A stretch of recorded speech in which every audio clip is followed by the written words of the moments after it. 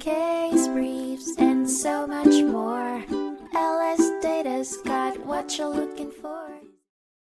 In 1944, the United States Court of Appeals for the Fourth Circuit heard the case of Bowers v. Lumpkin, centered around the non-deductibility of legal expenses incurred in defending or protecting title to property in a taxpayer's gross income.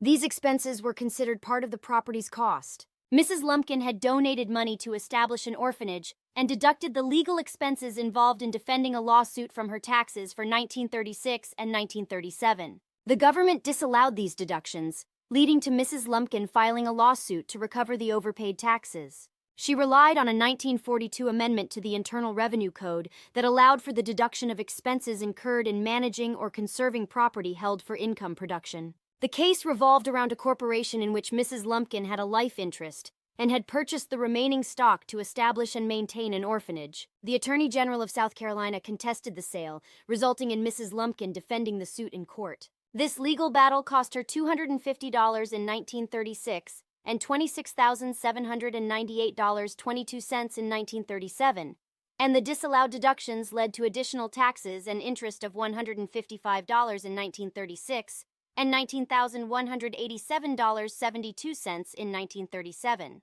The court ultimately ruled that the legal expenses in question were not deductible under the 1942 Internal Revenue Code amendment, considering them capital expenditures to be added to the property's cost. Consequently, Mrs. Lumpkin could not deduct these legal expenses from her taxable income.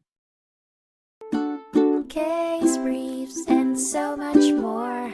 LSData's got what you're looking for. Visit lsd.law, elevate your mind. Leave the stress of class.